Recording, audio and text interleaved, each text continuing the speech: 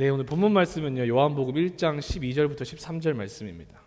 요한복음 1장 12절부터 13절 말씀 함께 합독하도록 하시겠습니다. 다 찾으셨죠? 요한복음 1장 12절부터 13절 말씀 함께 읽도록 하겠습니다. 영접하는 자, 곧 그 이름을 믿는 자들에게는 하나님의 자녀가 되는 권세를 주셨으니 이는 혈통으로나 육정으로나 사람의 뜻으로 나지 아니하고 오직 하나님께로부터 난 자들이니라. 아멘. 오늘 여러분들과 함께 나눌 말씀의 제목은 하나님의 나라는 관계 회복이다 라는 제목입니다. 그리고 그 관계는 특별히 우리가 집중할 것이 아버지와 자녀의 관계에 대해서 이야기를 해볼 것입니다. 여러분, 신앙은 간단하게 말하면 관계다라고 표현을 하고 싶습니다. 신앙은 관계이다. 이 관계라는 말 우리가 참 중요하게 생각하잖아요. 그죠?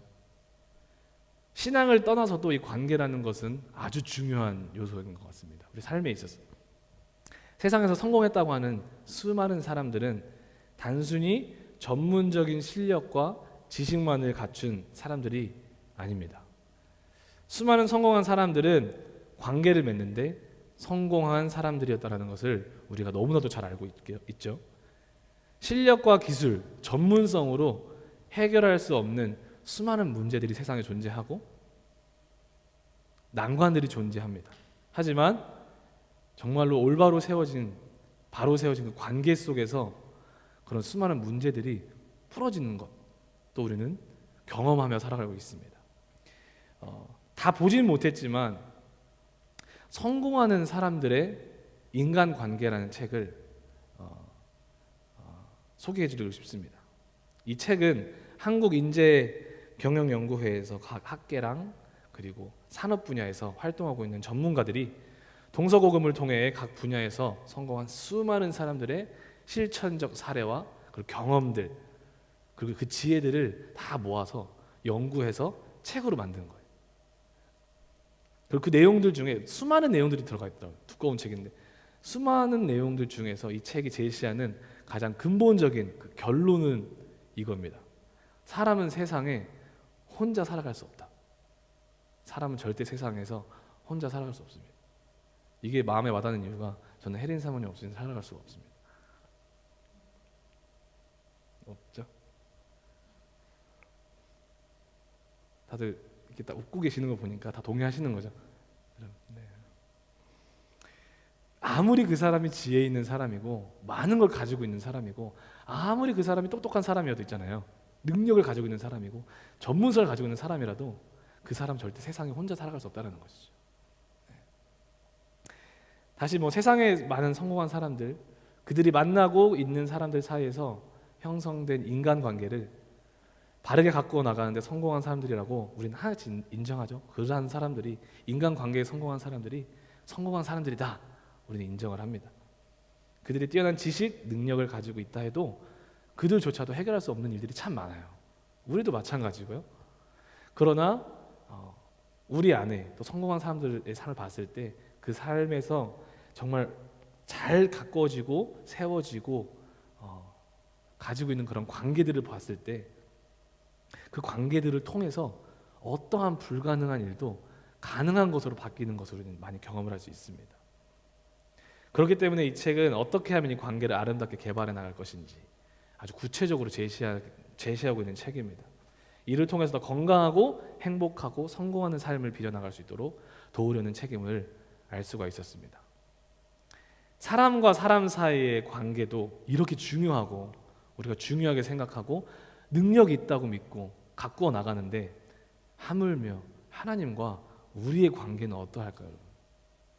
여러분, 한 가지 질문 드리겠습니다. 여러분과 하나님의 관계는 지금 어떠하십니까? 관계를 잘 갖고 나오고 계십니까? 아멘. 인간관계만 잘 맺어도 이 땅에서 풍요롭고 행복하게 살아갈 수 있습니다. 그러나 이 땅에서 얻는 그런 수많은 것들, 아름다운 것들, 죽음 앞에서는 한순간 있다가 없어지는 안개와도 같은 것들입니다. 그렇지만 우리가 정말 끝이 있는 우리 이 땅 가운데서의 제한적인 삶, 이 삶 속에서 우리 인생을 살아가면서 하나님과 올바른 관계를 맺는다면 우리는 세상이 줄 수 없는 아주 특별한 것을 우리는 누릴 수 있고 얻을 수 있습니다. 그것이 바로 누가복음 17장 20절에서 21절 우리들에게 말씀해주고 있는 내용이에요. 우리 킹덤 무브먼트 교회의 중심 성경 구절이죠. 바로 하나님의 나라가 내 안에 임한다라는 것입니다. 나와 하나님의 관계가 이 땅에 살면서 올바로 세워져 있으면 우리는 이 땅에 살아가면서 세상에 줄 수 없는 하나님의 나라를 우리는 경험하며 살아갈 수 있는 거예요. 누가복음 17장 20절에서 21절 말씀하십니다. 하나님의 나라는 볼 수 있게 임하는 것이 아니요 또 여기 있다 저기 있다고도 못하리니 하나님의 나라는 너희 안에 있느니라. 예수님이 직접 말씀하고 있는 거예요. 하나님의 나라는 여기 있고 저기 있고 이렇게 할 수 있는 것이 아니라 하나님의 나라는 지금 너희 안에 있다고 말씀을 하시는 거예요. 하나님의 나라, 그 천국은 막연히 그냥 죽어서만 갈 곳이 아니라는 거예요. 우리 주님이 말씀하시는 것은. 성경은 그 하나님의 나라, 그 천국, 그 아름다운 하나님의 나라를 이 땅 가운데에서 우리들의 삶 속에서, 여러분들의 삶 속에서, 저의 삶 속에서 경험하고 누리고 느끼고 살아갈 수 있다고 우리 주님은 말씀하고 계시는 거예요. 마치 그런 거예요. 제가 예전에 어벤져스 마지막 나온 게 뭐죠? 인피니티 워인가요? 아니면 엔드게임이죠. 너무 재밌게 봤거든요. 그게 이제 나오기 전에 항상 재밌는 영화 앞에 뭐가 나오죠? 먼저 딱 우리에게 보여주는 거, 그거 트레일러 나오잖아요. 트레일러와 같은 개념인 것 같아요. 여러분들의 이해를 돕기 위해서 이런 걸 알려드리는 거예요. 이 땅에서도 그 천국의 트레일러를 우리 삶 속에서 보여주시는 거예요. 아, 천국이 이런 거구나. 천국을 소유하는 것이 이런 거구나. 하나님이 이 땅 가운데서도 그 천국을 소유할 수 있게 해주신다는 것입니다. 그 하나님의 나라가 우리 삶 가운데 세워지기를 소망합니다. 아멘. 원하시죠? 그거만큼 좋은 게 없습니다. 우리 주님의 온전한 포커스는 우리 인생 가운데 하나님의 나라가 세워지는 것에 있었기 때문입니다. 우리 삶에 그렇다면 어떻게 하나님의 나라가 세워질 것인가에 대해서 우리는 계속 이야기하고 있었어요. 우리 개척했을 때부터 11월 달부터 어떻게 하나님의 나라가 우리 삶에 세워질 수 있을까를 이해하기 위해서는, 쉽게 이해하기 위해서는 하나의 국가가 형성되기 위해서 필요한 세 가지 조건을 우리가 이해를 하면은 이해하기 쉽다고 말씀드렸습니다. 그 세 가지가 뭐였죠, 여러분들? 첫 번째, 왕, 주권, 나라의 주권. 그리고 두 번째가 뭐였죠, 여러분들? 백성. 나라가 형성되기 위해서 사람이 있어야 될 거 아니에요. 백성이. 왕만 있다고 나라가 형성될 수 있는 건 아니잖아요. 백성이 있어야 됩니다. 그리고 세 번째로 뭐였죠? 땅이에요. 그 백성이 살 수 있는 그 땅이 있을 때 나라가 형성될 수 있는 것입니다. 지난번에도 말씀드렸잖아요. 우리 대한민국 헌법에도 맨 처음 세 개를 보게 되면은 이 주권이 누구한테 있는지, 대한민국의 백성이 누가 대한민국의 백성이 될 수 있는지 그 법적 바운더리를 설명을 하고, 마지막으로 대한민국의 영토가 어디까지인지를 딱 명시를 해놓는 것이 가장 처음 첫 번째, 두 번째, 세 번째 헌법에 나오고 있습니다. 지난번에 좀 구체적으로 보여드렸는데 우리 삶도 마찬가지예요. 우리 삶의 하나님의 나라, 그 나라가 어떻게 형성될 수 있는가? 첫 번째, 하나님의 주권이 나의 삶에 회복돼야 되는 것입니다. 두 번째, 내가 하나님의 백성이 되어 있어야 되는 거예요. 세 번째, 나의 모든 삶이 하나님의 통치가 임하는 땅이 되어야 된다는 것입니다. 쉽게 말하면 그거예요.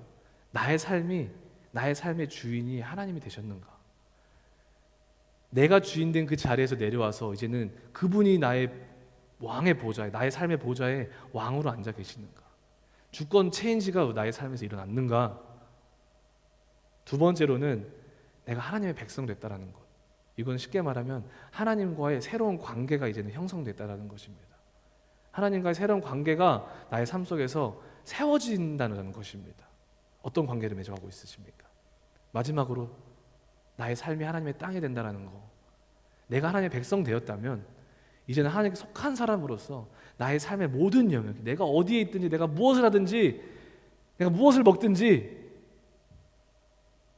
내가 어디에 가 있든지, 놀러 갔든지, 산에 있든지, 바다에 있든지, 내가 가는 그곳이 하나님의 통치가 임하는, 하나님의 복음이 전해지는 그 하나님의 땅이 되어야 된다는 것입니다. 그래서 지금 11월 달부터 계속 하나님의 주권에 대해서 이야기했고요. 지금 두 번째 요소 하나님의 백성됨에 대해서 우리는 계속 이야기하고 있습니다. 그래서 은혜를 받고 있습니다. 그래서 오늘은 하나님의 백성됨, 하나님과의 관계, 세워져야 되는 그 관계에 대해서 이제 다시 한번 이야기해 보도록 하겠습니다. 인간관계도 다시 말씀드리지만 수십 수백 가지의 방법을 통해서 잘 가꾸려고 하잖아요. 근데 우리 주님도 마찬가지예요.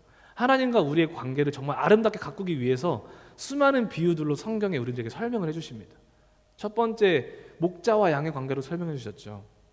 그리고 또 신랑과 신부의 관계로도 하나님과 우리의 관계가 어떻게 돼야 되는지, 어떻게 형성돼야 되는지, 우리가 어떤 관계를 맺어야 되는지 설명해 주십니다. 나무와 가지의 비유를 통해서도 그렇고, 친구와 친구의 관계를 마찬가지고, 다음 시간에 나누겠지만 왕과 백성의 관계. 근데 오늘은 여러분들과 함께 집중하고 싶은 것이 바로 아버지와 자녀의 관계에 대해서 집중을 하고 싶은 것입니다. 우리 안에 정말 하나님과 나와의 관계가 이 아버지와 자녀의 관계로서 회복이 될 때 우리는 이 땅에서 하나님의 나라를 소유하며 살아갈 수 있게 되는 것입니다. 할렐루야. 아멘. 요한복음 1장 12절 13절 오늘 본문 말씀이죠. 다시 한번 읽어드리겠습니다. 영접하는 자 곧 그 이름을 믿는 자들에게는 하나님의 자녀가 되는 권세를 주셨으니 이는 혈통으로나 육정으로나 사람의 뜻으로 나지 아니하고 오직 하나님께로부터 난 자들이니라. 오늘의 본문 말씀은 분명하게 말씀하십니다. 하나님과 우리의 관계는 아버지와 자녀의 관계다. 영접하는 자 곧 그 이름을 믿는 자들에게 하나님의 자녀 되는 권세를 주셨다. 그렇다면 여러분, 누가 하나님의 자녀가 될 수 있다고 오늘 본문 말씀 말하고 있습니까? 누가 하나님의 자녀가 될 수 있다고 말씀하십니까? 바로 영접하는 자. 우리를 위해 우리 죄 때문에 십자가에서 죽고 3일 만에 부활하신 그 예수 그리스도를 영접하는 자, 그리고 그 이름을 믿는 자들, 그 이름을 믿는 자들, 예수님을 영접하는 자들이 곧 하나님의 자녀가 될 수 있다고 말씀을 하고 있습니다. 아멘. 여러분, 우리가 잘 이해해야 되는 게 뭐냐면 지금 이 요한복음이 쓰여졌던 이 당시에 예수님을 영접하는 것 엄청나게 어려운 일이었습니다. 지금 우리 솔직히 나 예수님 믿어. 내가 회사에 가서도 그렇고 내가 일터에 가서도 그렇고 학교에 가서도 그렇고 나 예수님 나 크리스천이야 말했을 때 그 누구도 우리를 핍박하는 사람 없잖아요. 그죠?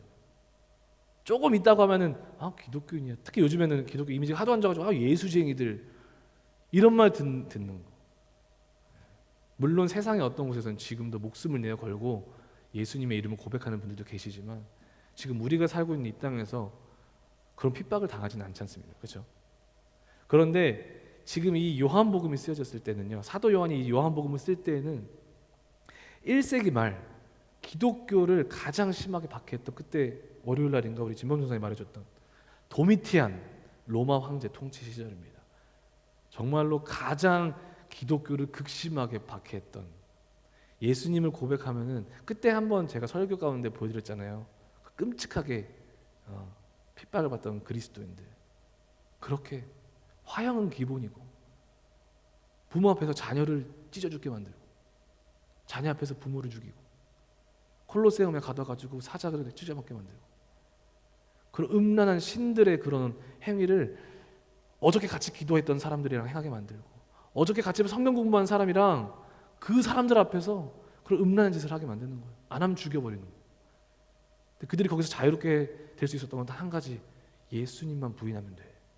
근데 그들은 그렇게 하지 않았어요. 끝까지 자기 목숨을 버렸던 자들.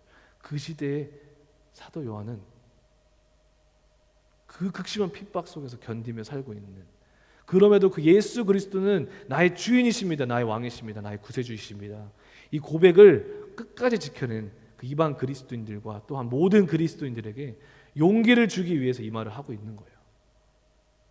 오늘 본문 말씀이, 여러분, 주 예수를 고백한 너희들아, 사랑하는 나의 형제 자매들이야, 두려워 말고 낙심하지 마라. 세상은 너희를 무시하고 너희를 죽이고 너희를 알지 못한다 하여도 이거 꼭 기억해 줬으면 좋겠다. 너희는 너희들의 지킨 그 믿음, 그 고백을 통해서 하나님의 자녀가 되는 권세를 얻었다 라고 사도 요한은 말하고 있는 거예요. 그 기독교인들에게, 그 믿음의 사람들에게 동일한 선포를 사도 바울이래요. 사도 요한은 지금 여러분들과 우리들에게도 하고 있는 거예요. 아멘. 아멘. 이들에게 있어서 예수님을 영접하고 그 이름을 고백하고 믿는다는 것, 어떤 의미였을까요? 그들의 삶의 터전을 내놓는 것이었습니다. 그리고 더 나아가 그들의 삶을 내어 거는 일이었고 그들의 생명을 포기하는 일이었어요. 그래서 그 당시에 그 핍박 때문에 카타콤으로 들어가고 지하교로 들어가고 해를 보지 못하고 살아가는 거예요. 왜 그렇게까지 했을까? 그들이 그만큼 그들에게는 예수 그리스도가 그 어떤 것보다도 큰 가치가 있었던 것입니다. 여러분들에게는 예수 그리스도가 어떤 가치가 있으십니까, 여러분?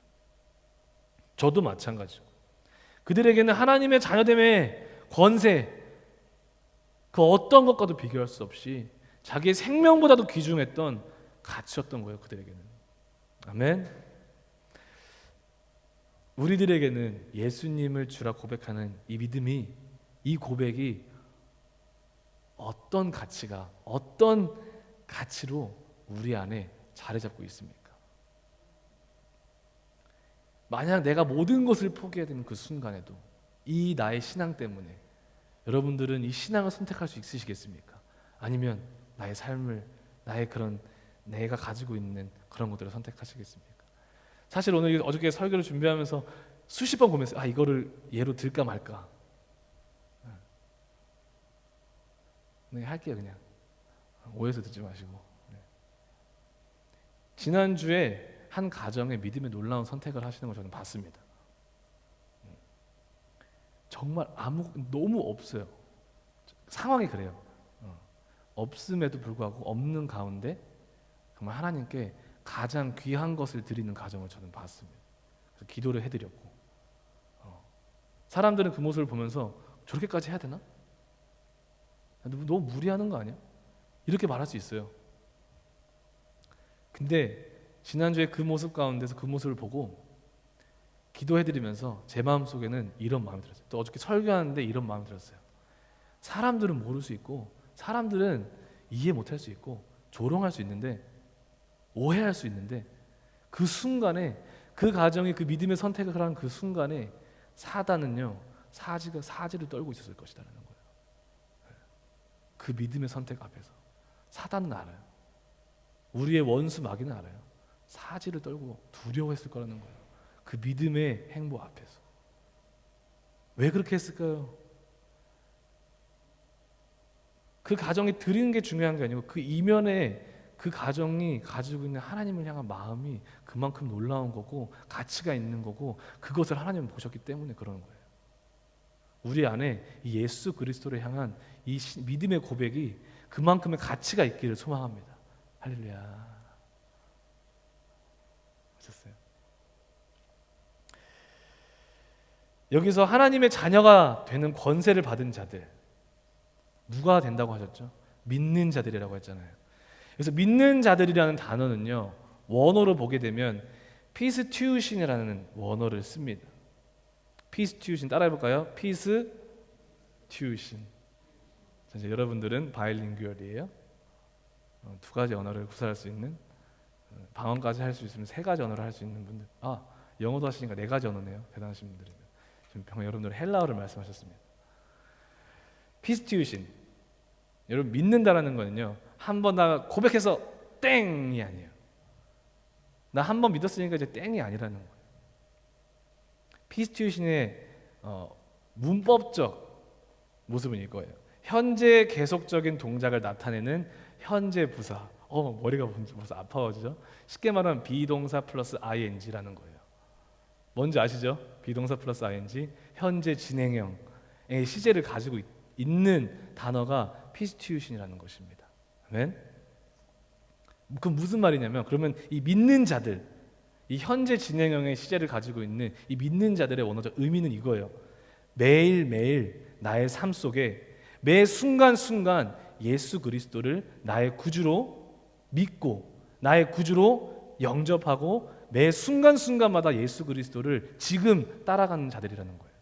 믿는 자들은 예수 그리스도의 자녀, 하나님의 자녀 되는 권세를 있는 자들, 믿는 자들인데 그 믿는 자들은 지금을 어제만이 아니라 막연한 미래가 아니라 지금 이 순간을 나 예수님을 믿는 믿음으로 그분을 나의 주인으로 고백하며 살아가는 사람이라는 거예요.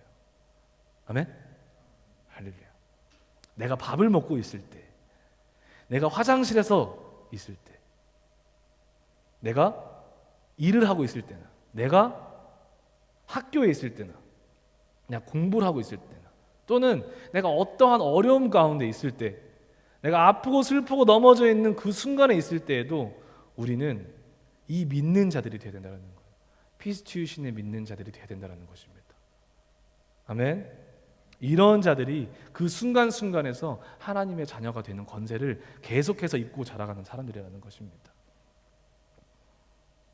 매 순간순간 지금을 피스티유신의 믿음으로 살아가는 믿음의 사람들은, 예수님을 선택하는 사람들은요, 어떠한 상황 가운데에서도 시편 42편 5절의 말씀을 고백할 수 있습니다. 내 영혼아 내가 어찌하여 낙심하며 어찌하여 내 속에서 불안해하는가. 너는 하나님께 소망을 두라. 그가 나타나 도우심으로 말미암아 내가 여전히 찬송하리로다. 아멘. 그렇습니다. 매 순간순간, 매일매일, 여러분, 월요일만이 아니고 그냥 주일만이 아니고 일주일에 두세 번 아니고 매일매일, 매 순간순간, 매 시 분초 그리스도가 나의 구주시라 믿음의 고백으로 살아가는 자들이 하나님의 자녀됨의 권세를 누리고 살아갈 수 있는 자들이라는 것입니다. 이해하셨죠? 아멘. 그렇다면 방금까지는 하나님의 자녀됨의 권세를 누릴 수 있는 사람이 누구인가를 말씀드렸다면, 두 번째로는 하나님의 자녀가 되는 권세를 얻었다라는 의미가 무슨 의미일까? 그 안에는 어떠한 의미가 있는 것일까를 나누고 싶습니다. 첫 번째로는 우리의 신분이 바뀐다라는 의미가 있습니다. 하나님의 자녀가 되는 권세라는 것은 첫 번째, 나의 신분이 바뀌는 거예요. 다른 말로 나의 운명이 바뀌는 거예요. 성경은 우리들에게 분명히 말씀하고 있어요. 우리 모든 사람은, 코로 숨을 쉬는 모든 사람은 죄인의 신분을 가지고 태어났다고 말씀합니다. 로마서 5장 12절에 말씀하십니다. 그러므로 한 사람으로 말미암아 죄가, 그 아담이죠,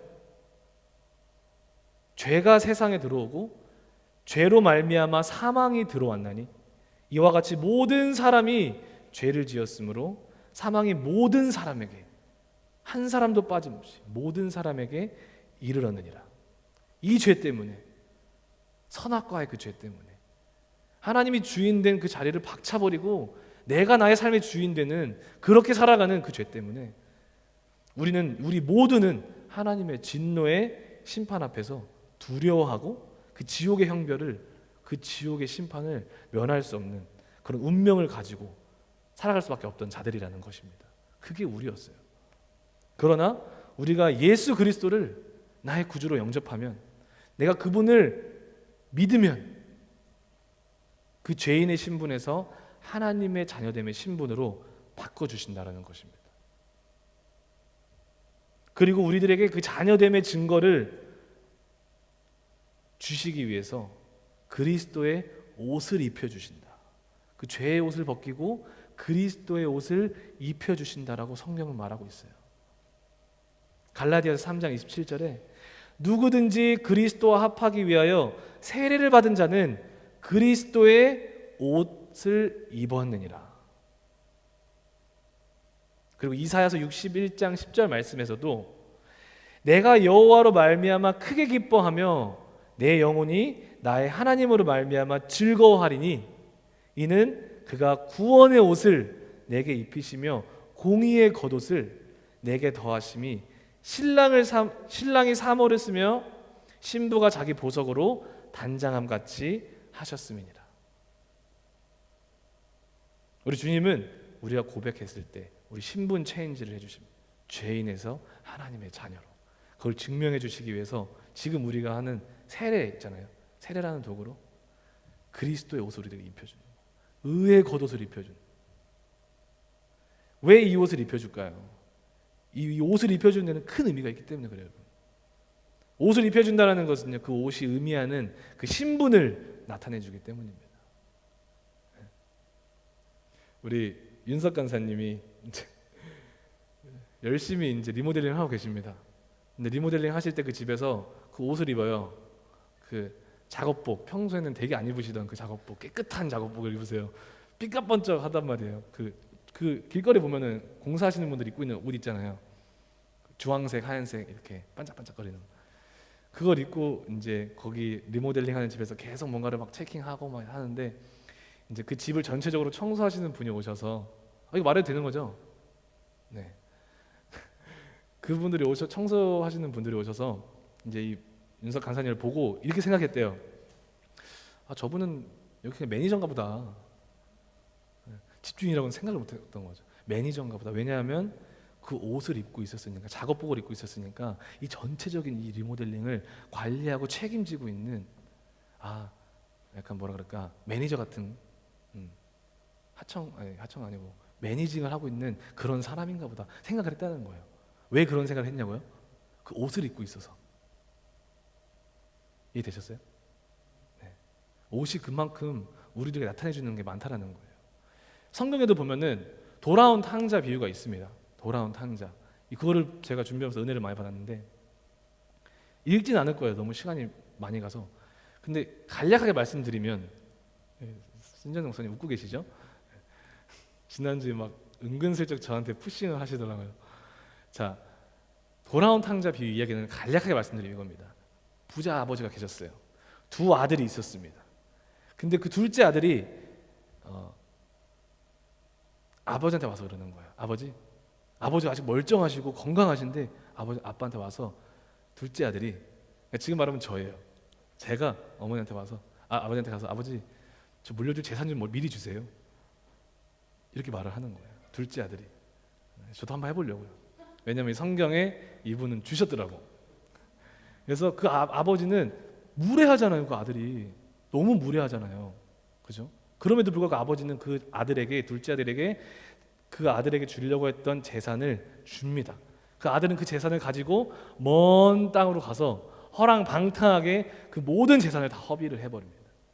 그리고 그 땅에 마침내 흉년이 들기 시작하고, 돈이 없지, 일자리는 없지, 그나마 들어간 곳이 돼지우리에서 돼지를 치는 곳이었어요. 거기서 일을 하는데 먹을 것도 없어서 결국 먹은 게 뭐냐면 돼지 쥐염 열매, 돼지가 먹는 그 열매를 먹으면서 비참하잖아요, 그 아들이. 그러면서 그걸 한 입 딱 먹고 너무 맛없어. 그러면서 딱 생각이 드는 거예요. 우리 아버지 집에는 종들이 그렇게 많은데 밥도 잘 먹고 옷도 번지르르 입고 있다. 이래서는 안 되겠다. 내가 아버지 집으로 돌아가서 아버지와 하나님께 그 죄를 고하고 아버지 종으로 들어갈 것이다. 그게 차라리 더 낫겠다 해서 그 둘째 아들은 갑니다. 근데 중요한 건 그거예요. 아들이 뭐 아버지한테 언제 간다고 말한 것도 아닌데, 아버지는 항상 문 밖에서 그 집 나간 둘째 아들을 기다리고 있었던 거예요. 계속 기다리는 거예요.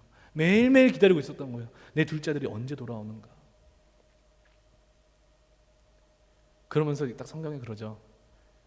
아직도 상거가 먼데, 거리가 먼데 아버지가 먼저 그 아들 오는 것을 보고 달려나가서 그를 껴안고 뽀뽀하고, 저 같았으면 아마 들고 막 난리가 났을 거예요. 그때 그 둘째 아들이 그러죠. 아버지, 제가 죄를 지었습니다.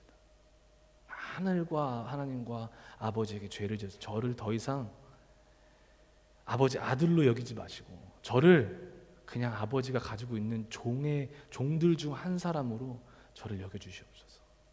저는 그런 가치가 없는 사람입니다. 저는 그런 아버지 아들 대우받을 만한 가치가 없는 사람입니다. 라고 고백을 하는데, 누가복음 15장 22절에서 우리 그 아버지가 이렇게 고백합니다. 이렇게 말하는 거예요. 아버지는 종들에게 이르되, 그 아버지가 그 말을 딱 듣고 아버지는 종들에게 이르되 제일 좋은 옷을 내어다가 그 아들에게 입히고 손에 가락지를 끼우고 발에 신을 신기라 말하는 거예요. 종들에게 그렇게 나를 종의 하나로 써주세요. 저는 가치 없는 사람이에요. 근데 그 아들에게 입히는 것이 바로 가장 좋은 옷이었다라는 거예요. 여기서 아버지가 가지고 나온 제일 좋은 옷은요, 바로 그 아들의 신분을 나타내주는 옷이었다라는 거예요. 이 옷을 입으면 이 사람이 어떤 사람인지를 다 알 수 있어요. 아버지 집에 그 어떠한 사람도 이 좋은 옷을 입을 수 있는 사람 없었어요. 어떤 종도. 그러나 그렇게 브로큰한 상태로 온 그 둘째 아들, 자기를 종으로 여겨주세요. 가치 없다고 여기는 그 아들에게 아버지는 그 아들의 옷을 입혀주십니다. 아멘. 우리는 예수 그리스도를 고백하고 믿음으로 말미암아 우리가 어떠한 죄악 가운데 있을지라도, 우리가 인생의 어떠한 상황과 환경을 돌파하고 있을지라도, 어떻게 우리가 무너져 있을지라도 하나님은 우리들에게 아들의 옷을 입혀주십니다. 우리들의 신분을 바꿔주시고 죄인이 아닌 이제 아들이라고 불러주시는 것입니다. 아멘. 이를 통해서 우리는 영원한 지옥을 갈 수밖에 없는 그 운명이 아니라 이제는 영원한 천국에서 나를 사랑하시는 아버지와 살 수 있는 그 운명을 갖게 되는 것입니다. 할렐루야. 우리 꼭 같이 다 천국 가요. 같이 천국 갑시다. 우리 근무 형제 다 천국 갑시다. 근데 때로는 이런 생각을 해봤어요. 묵상하면서 그렇게 입혀주신 그 옷인데 우리가 일상생활 살아가면서 그 옷을 어느 순간 벗어서 저기 삶의 어느 저기 잘 보이지도 않는 구석에 내팽개쳐 놓고 살고 있지는 않은지, 그 주님이 입혀주신 그 의의 겉옷을, 아들됨의 그 옷을 지금 우리는 입고 있으십니까? 아니면 벗고 내팽개치고 계시고 계십니까? 항상 입고 계시기를 소망합니다. 아멘. 두 번째로 하나님의 아들 되는 권세를 누리는 것에 대한 의미. 두 번째는 하나님의 자녀가 누릴 수 있는 특권을 우리는 이 땅에서 누리며 살아갈 수 있다는 것입니다. 하나님의 자녀로서 누릴 수 있는 특권이 뭐가 있을까요? 첫 번째로는 하나님의 나라를 상속받는 상속자가 된다는 것입니다. 상속자. 로마서 8장 15절 18절 말씀합니다. 너희는 다시 무서워하는 종의 영을 받지 아니하고 양자의 영을 받았으므로 우리가 아빠 아버지라고 부르짖느니라. 성령이 친히 우리의 영과 더불어 우리가 하나님의 자녀인 것을 증언하시나니 자녀이면 또한 상속자 곧 하나님의 상속자요 그리스도와 함께한 상속자니 우리가 그와 함께 영광을 받기 위하여 고난도 함께 받아야 할 것이니라. 생각하건대 현재의 고난은 장차 우리에게 나타날 영광과 비교할 수 없도다. 갈라디아서 4장 6절에서 7절도 이렇게 말씀하십니다. 너희가 아들임으로, 죄인이 아니라 이제는 너희가 아들임으로 하나님이 그 아들의 영, 성령님을 우리 마음 가운데 보내사 우리로 하여금 하나님을 아버지라고 부르게 한다는 것입니다. 아빠, 아버지라 부르게 하셨느니라. 그러므로 내가 이후로는 종이 아니요 아들이니, 아들이면 하나님으로 말미암아 유업을 받을 자니라. 우리가 예수 그리스도를 고백함으로 하나님의 자녀가 되었다면 이제는 우리는 그분의 상속자가 된다는 것입니다. 하나님의 유업을 잇는 자가 된다는 것입니다. 방송실은 드리지 못했는데 베드로전서 1장 4절 여러분들 함께 보시면 좋을 것 같아요. 베드로전서 1장 4절에 이렇게 말씀하십니다. 우리가 받을 그 기업이 무슨 기업인지를 말씀해 주세요. 우리가 받을 그 기업, 상속자로서 받을 기업, 썩지 않고 더럽지 않고 쇠하지 아니하는 유업을 있게 하시나니 곧 너희를 위하여 하늘에 간직하신 것이라. 하늘에 간직하신 것, 천국, 하나님의 나라, 우리가 죽고 이제는 하나님과 영원히 살 그 천국을 여러분들, 하나님의 자녀가 된 여러분들에게 기업으로 있게 하신다는 것입니다. 할렐루야. 이걸 좀 더 쉽게 이해시키기 위해서 설명드릴게요. 제가 이제 카페에서 일을 했지 않습니까? 최근까지 B&E라는 컴퍼니에서 일을 했습니다. B&E 영어로. B&E는요 시드니에서 가장 큰 푸드 서플라이어 중 하나예요. 가장 큰 그 서플라이어 중 하나인데 그 아버지 그 CEO 이름이 뭐냐면 빌이에요. 빌. B-I-L-L. 빌. 그리고 그 아들의 이름이 에드워드예요. 에드워드. 잘생겼어요. 근데 그 둘의 이름, 그 맨 첫 번째는 이니셜을 따가지고 그 두 개를 딱 하나로 해서 B and E로 만든 거죠. 그러니까 Bill and Edward. 제가 정말 좋아하는 컴퍼니예요. 되게 행복했어요 일하면서. 이 회사 이름은 그 아버지 CEO이신 빌이 아들 에드워드에게 이미 기업으로 상속하기로 작정을 하고 그 이름을 그렇게 지은 것이더라고요. 그 아들 에드워드는 그냥 그 빌의 아들로 태어났다는 그 아들이라는 그 빌의 아들이라는 이유 하나로 이 엄청난 그 비즈니스를 이 기업을 상속할 수 있게 되는 거예요. 그 회사 분위기도 어떠냐면 모두가 이 에드워드 아들을 다 알아요. 제이비도 같이 일하지만 그 에드워드가 누군지 그 상속자인 것을 알고 인정하고 그렇게 대우를 해줘요. 근데 제가 여기서 이런 모습들을 보면서 한 가지 깨달은 게 있어요. 여기서의 경험을 통해서 저는 방금 읽은 로마서 8장 15절 18절을 이해할 수 있게 되었어요. 뭐냐면 우리가 물론 상속자이기 때문에 아들이 되면은 그 천국을 상속할 그 상속자가 됩니다. 그런데 그 뒤에 이렇게 말씀하세요. 그와 함께 영광을 받기 위해서 고난도 함께 받아야 된다. 그 상속을 받기 위해서는 이 땅에서 고난도 받아야 된대요. 그런데 이걸 꼭 생각하래요. 지금 받는 그 고난은 장차 너가 받을 그 영광, 그 상속 그 기업과는 그 기업의 영광과는 비교할 수도 없는 거야. 이게 맨 처음에는 이해가 잘 안 됐었거든요. 근데 이 B&E에서 일을 하면서 그 모습을 보면서 이해가 됐던 거예요. 아무리 상속자 아들이지만 아들의 신분을 갖고 있지만 그 에드워드는 정말 상속자다운 그 인재로 다듬어져 가는 과정을 겪고 있더라고요. 학교에 들어가서 공부를 하기 시작합니다. 자격증을 따기 시작하고 일하는 방법을 그 큰 회사의 모든 분야를 돌아다니면서 배우기 시작하는 거예요. 그리고 자격증을 취득하기 시작하고 상속자로서 살아가는 그런 방법들, 포스처 같은 거, 행동들, 언어들, 사람을 대하는 방법들, 그런 관계 맺는 방법들을 배우면서 나가고 있더라고요. 그런 모습이 보였어요. 그 과정 속에서 얼마나 그 에드워드가 그 어린 에드워드 23살이면은 딱 우리가 봤을 때는 진짜 애기잖아요. 뭐 그렇게 애기는 아니지만 어리잖아요. 얼마나 힘들었어요. 이 큰 비즈니스를 기업을 얻기 위해서 그 훈련되어지는 과정이, 다듬어져가는 과정이 얼마나 깎여야 되는 부분이 많아야 되고 얼마나 부서져야 되는 부분이 많아야 되고 얼마나 인내하면서 견뎌내야 되는 부분이 많겠냐고요. 그 어린애가. 그렇지 않을까요? 우리도 다 그걸 경험하잖아요. 일을 하면서도. 그 에드워드에게는 쉽지만은 않은 과정이면 분명한 것 같아요. 우리도 마찬가지예요. 우리가 예수님을 고백함으로 하나님의 아들 되는 신분을 가졌어요. 그 신분을 가짐으로 우리는 이제는 그 천국을 유업으로 이룰 상속자들이 된 그 특권을 받았습니다. 세상 어떤 것과도 비교할 수 없는 특권이죠. 그리고 그 특권, 그 하나님의 나라를 지금 이 땅에서도 우리는 누리며 살 수 있다고 말합니다. 그러나 우리가 기억해야 되는 것,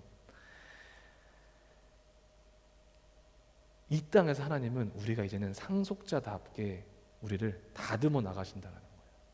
상속자가 될 수 있도록, 상속자답게 살아갈 수 있도록 우리를 다듬어 나가기 시작하신다는 것을 우리는 꼭 잊지 않아야 된다는 거예요. 단순히 신분 체인지 딱 되고 끝나는 게 절대 아니라는 거예요. 에드워드처럼 쉽지만은 않은 길일 거예요. 우리 주님께서 우리 한 사람 한 사람을 치슬링 하는 거거든요. 다듬어 나가실 거란 말이에요. 조각해 나가실 거예요. 그래서 로마서 8장 아까 전에 말씀드린 것처럼 고난도 함께 받아야 된다고, 장차의 그 영광과 그 지금 고난은 비교할 수 없을 거니까 견뎌내라는 거예요. 때로는 인간 관계를 통해서도 우리를 훈련하실 거고, 때로는 수만 가지 환경을 통해서 우리를 시험하실 것이고 깎으실 것이고, 건강을 통해서 온갖 방법을 통해서 하나님 우리를 훈련하실 거예요. 이 과정 가운데 여러분, 상속자 되신 여러분들, 예수 그리스도를 믿는 여러분들은, 또 저는 좌절하지 말고 원망하지 말고 하나님부터 멀어지지 말고 더 가까이 나아가서 더 그것을 통과해서 돌파해서 다듬어진 놀이, 그래서 그 천국을 상속받기에 합당한 자들이 다 되기를 소망합니다. 그것이 그 특권을 받은 자들의 그 의미예요. 이 특권을 가지지 못했다면은 이런 과정도 필요가 없어요, 저희들에게는. 그래서 감사해야 됩니다. 어려움이 왔을 때 감사합시다. 아멘. 네.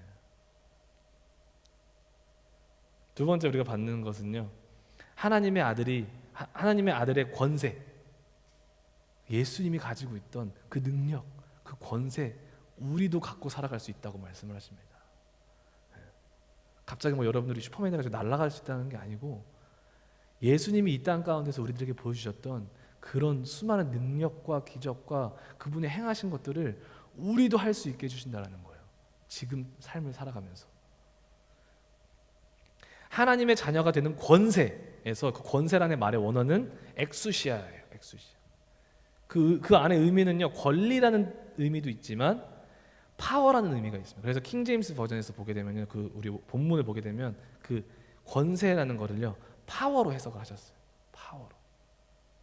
능력, 힘. 우리가 예수 그리스도를 믿음으로 하나님의 자녀가 되면 그 아들의 능력, 그분의 파워, 그분의 힘을 누리며 우리 삶 속에서 실천하며 살 수 있다는 것입니다. 그래서 예수님이 요한복음 14장 12절에서 이런 말씀을 하세요. 내가 진실로 진실로 너희에게 이르노니 나를 믿는 자는 내가 하는 일도 그도 할 것이요, 내가 하는 일도 너도 할 것이다. 또한 그보다 큰 일도 하리니 이는 내가 아버지께로 감이라. 예수님이 하신 일도 행할 뿐 아니라 우리는 더 큰 일도 할 수 있대요. 우리 주님이 무슨 일을 하셨습니까? 마태복음 4장 17절에 이때부터 예수께서 비로소 전파하여 이르시되 회개하라, 천국이 가까이 왔느니라 하시더라. 우리 예수님은 복음을 전하셨습니다. 우리도 어떤 상황 가운데서도 누구를 만나든지 복음을 전할 수 있는 힘을 우리들에게 주신다는 거예요. 우리가 아들 된다면, 주님을 영접한다면. 여러분, 복음 전하는 거 부끄러워하지 마세요. 애써 이유를 만들어서 복음을 전해야 되지 말아야 될 이유를 만들지 말라는 거예요. 우리가 하나님 자녀 됐으면 상황과 다른 사람들이 상관없이, 보는 거 상관없이 우리는 복음을 전해야 되는 사명을 가지고 있는 거예요. 할렐루야. 소심해지지 마시고 당당하게 말하세요.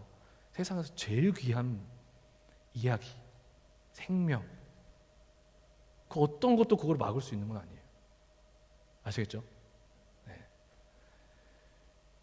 두 번째 예수님 뭐 하셨습니까? 마태복음 4장 23절에 예수께서 온 갈릴리에 두루 다니사 그들의 회당에서 가르치시며 천국 복음을 전파하시고 또 백성 중에 모든 병과 모든 약한 것을 고치시니라.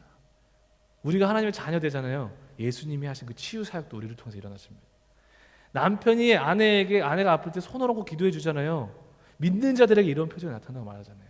그죠? 마가복음 16장에 믿는 자들에게, 예수님 믿는 자들에게 이런 표정이 나타나니 손으로, 우리가 어떤 독을 먹어도 해를 얻잖아요. 그렇다고 해서 막 썩은 거 먹지 마시라는 거예요. 그런 거 안 돼요. 아플 거예요, 되게. 근데 정말 하나님이 딱 인도해 주시는 그 순간이 있어요. 하나님이 정말 일하시고자 하는 그 순간이 있단 말이에요. 그때 우리가 손을 얹은즉 병이 나으리라. 하나님은 이 기적을 우리를 통해서 이루실 수 있다는 것입니다. 더 큰 것도 하신다는 거예요. 또 무엇을 하셨습니까? 마태복음 4장 10절 이에 예수께서 말씀하시되 사탄아 물러가라. 사단이 시험하고 있는 거예요, 예수님을. 사탄아 물러가라. 기록되었으되 주 너의 하나님께 경배하고 다만 그를 섬기라 하였느니라. 중요한 것만 몇 개만 빼오는 거예요. 예수님이 어떻게 하셨어요?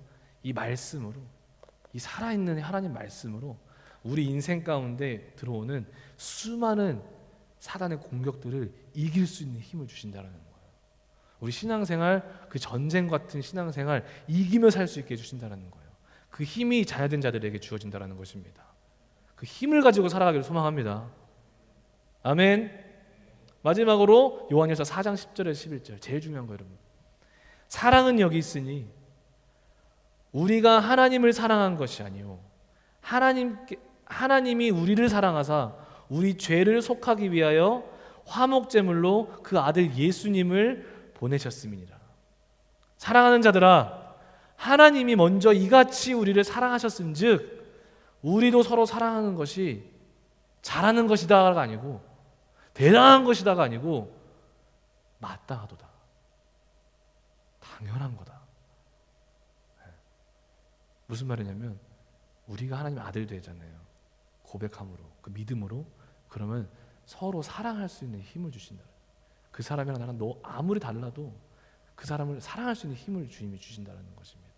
아무리 용서 못할 사람이라도 용서할 수 있는 힘을 주신다는 것입니다. 어찌 보면 우리들에게 가장 필요한 힘이 아닐까 싶어요. 그렇죠? 이렇게 하나님의 자녀로 살아가는 것, 이 힘을 누리며 살아가는 것, 이것들을 실천하며 살아가는 것 대단한 거 아니에요. 성경은 당연한 거라고 말씀합니다. 우리 삶에 당연히 보여져야 되는 것들이에요. 근데 이런 것들이 일어나면은 사람들이 오해하고 오히려 막 거부감을 일으키는데 당당하십시오. 자신감을 가지고 이렇게 하나님의 자녀로서 살아가기를 축복합니다. 아멘. 마지막으로 하나님의 자녀로서 받을 수 있는 특권, 하나님의 끊을 수 없는 사랑을 받으며 살아갑니다. 하나님의 끊을 수 없는 사랑. 우리 진범 전도사님 그때 열심히 일하고 집에 가는 길에 차에서 그냥 하나님이 나와 함께 하시는 것 같아요 하면 막 되게 막 감정이 폭발해서 막 운전하면서 울으셨대요. 얼마나 위험해요, 그거. 안전운전부터.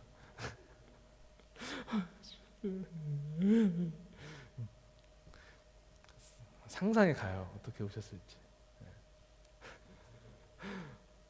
끊을 수 없는 하나님의 사랑, 공급해 증거라는 거예요. 하나님의 자녀됨의 증거라는 거예요. 이런 것들이. 왜냐하면 여러분, 아무리 우리 교회 나와도 백날 첫날 교회 나와도 정말 일주일 동안 겁나게 드라이하게 살 수 있어요. 우리 주님 사랑 공급받지 못하고. 우리 사랑은 우리 다 알고 있어요. 거짓말할 수 없어요. 사랑 앞에서. 우리가 연인끼리도 사랑해보고, 그죠?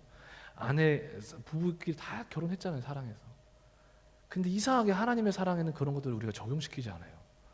그래서 알고 있는 게 사랑한다고 생각하고. 근데 잘 들어가다 보면 하나님의 사랑 그 느끼지 못하고 살아갈 때가 너무 많다는 거죠. 근데 하나님의 자녀가 됐다면 그 사랑을 끊을 수 없는 사랑을 공급받고 살아간다는 것입니다. 로마서 8장 25절에서 말합니다. 35절이죠. 죄송합니다. 25절이 아니고 35절.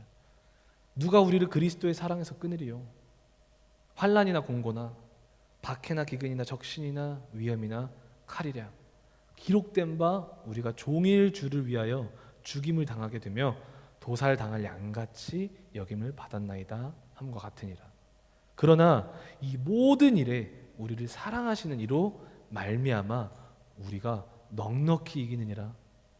내가 확신하노니 우리 안에도 이런 확신이 있기를 소망합니다. 이런 확신. 사망이나 생명이나 천사들이나 권세자들이나 현재일이나 장래일이나 능력이나 높음이나 깊음이나 다른 어떤 세상의 피조물이라도 우리를 우리 주 그리스도 예수 안에 있는 하나님의 사랑에서 끊을 수 없느니라. 아멘. 우리가 하나님의 자녀로서 누릴 수 있는 그 하나님의 사랑은 엄청나게 강력한 사랑입니다. 강력한 사랑이에요, 여러분. 왜냐하면 첫 번째로는 세상에서 그 어떤 것도 그 사랑을 끊을 수 없기 때문에 그래요. 우리 한 사람 한 사람을 향한 그 하나님의 사랑을 세상의 그 어떤 것도, 물질도, 그 어떠한 성공도, 어떠한 것도 우리를 끊을 수 없다라는 것입니다. 육의 부모는 우리를 버릴 수 있어요, 여러분. 그리고 우리를 좌절하게 할 수 있고 우리에게 상처 줄 수 있고 아프게 할 수 있습니다.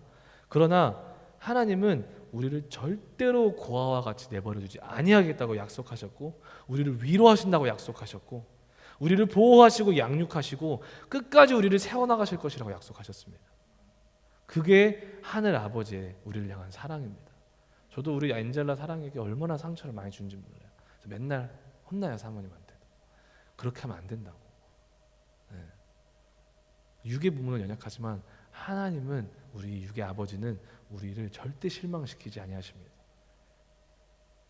그리고 그 하나님의 사랑은 우리의 인생에 찾아오는 모든 환난과 공고나 박해와 기근과 위험과 칼과 같은 그런 상황들, 우리 다 그런 상황들을 겪고 살아가시죠. 어려움들, 아픔들, 나의 쓴뿌리들 계속 올라오게 하는 그런 것들, 그런 상황과 환경들이 찾아오는데 우리 하나님의 사랑은 우리로 이 모든 일에 넉넉하게 이기게 하는 능력이 있다고 말씀을 하십니다. 여러분들 꼭 기억하세요. 우리가 예수님 믿어도 우리 안에는 문제투성이일 것입니다. 어려운 일이 참 많을 거예요. 그러나 중요한 것은 이것을 넉넉히 이기게 하는 것이 그 하나님의 사랑이고, 그 하나님의 사랑은 우리가 예수 그리스도를 나의 주인으로 모시고 그 예수 그리스도를, 십자가에서 나의 죄를 위하여 죽으시고 부활하신 그 예수 그리스도를 나의 왕으로 모실 때, 언제요? 18년 전에 한 번? 그게 아니라 오늘, 지금, here and now, 지금 그분을 믿는 믿음으로 살아갈 때 그 하나님의 강력한 사랑이 우리로 하여금 넉넉히 이기게 할 것이라는 것입니다. 아멘. 하나님의 나라는 관계의 회복입니다. 정리하도록 하겠습니다. 저는 킹덤 무브먼트에 오신 모든 분들이 오늘 함께 나눈 은혜처럼 아버지와 자녀의 관계를 회복하시기를 소망합니다. 예수 그리스도를 나의 구주로 영접하고 믿음으로 하나님의 자녀 되는 권세를 다 받아 누리시기를 소망합니다. 하나님의 자녀가 되어서 새로운 신분으로 천국을 누리며 살아가는 우리 한 사람 한 사람 되시기를 소망합니다. 하나님의 자녀로서 받을 수 있는 그 놀라운 특권들을 다 받아 누리시기를 소망합니다. 천국을 상속받는 상속자로 빚어지는, 훈련받아지고 세워지는 분들이 되시기를 소망합니다. 예수님이 행하신 모든 놀라운 일들을 여러분들의 삶 속에서 동일하게, 아니 더 위대하게 실천하며 행하며 살아가는 성도님들이 되시기를 소망합니다. 그 어떤 것도 끊을 수 없는 하나님의 그 강력한 사랑을 소유하고 그 사랑으로 말미암아 이 어둡고 캄캄하고 어려운 세상을 능가하고 돌파하는 우리 사랑하는 모든 성도님들이 되시기를 소망합니다. 아멘. 아멘. 우리 시간에 함께 찬양하고